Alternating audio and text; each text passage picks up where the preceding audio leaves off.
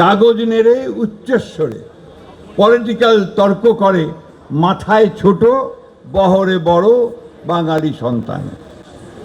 ইহার চেয়ে হতেন যদি আরব বেদুইন, চরন্তরে বিশাল মরু দিগন্তে বিলীন, ছুটছে ঘোড়া উঠছে বালি চলেছে নিশিদিন, আনন্দধারা বহিছে ভুবনে। এই গানটা অপূর্ব সুন্দর। তার মধ্যে একটা কথা আছে, চারিদিকে দেখো চাহি হৃদয় মেলিয়া, ক্ষুদ্র দুঃখ সবই তুচ্ছ মাগি।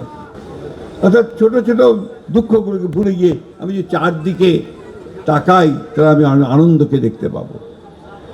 রবীন্দ্রনাথ বাঙালিদের সমালোচনা করতেও কিছু ছাড়েননি। তিনি বলেছেন তার দুরন্ত আশা কবিতার মধ্যে, কাগজ নেড়ে উচ্চস্বরে পলিটিক্যাল তর্ক করে, মাথায় ছোট বহরে বড় বাঙালি সন্তান।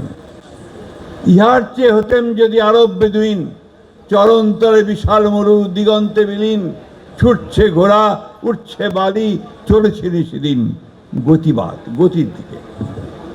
এই যে কবিতা এবং এর যে ভেতরের যে বাণী, যে কথা, এটাতেই তিনি দার্শনিক, ফিলোসফার।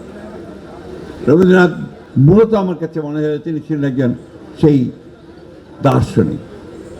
ভাই ও বোনেরা, আমরা রাজনীতি করি, বহু সারা জীবনই রাজনীতির মধ্যে কাটিয়ে দিয়েছি। আমাদের রাজনীতি সুন্দর নয়, পরিষ্কার নয়, পরিচ্ছন্ন নয়।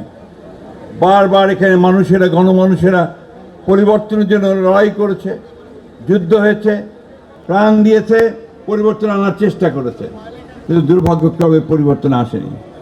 আমি আত্রাই জনগণকে একটু ভিন্নভাবে চিনি। এই আত্রাইয়ের মানুষ বিপ্লবী মানুষ।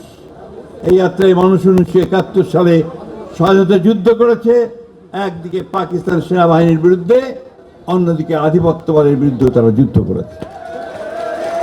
কি ভুল বললাম না ঠিক বলেছি বলেন?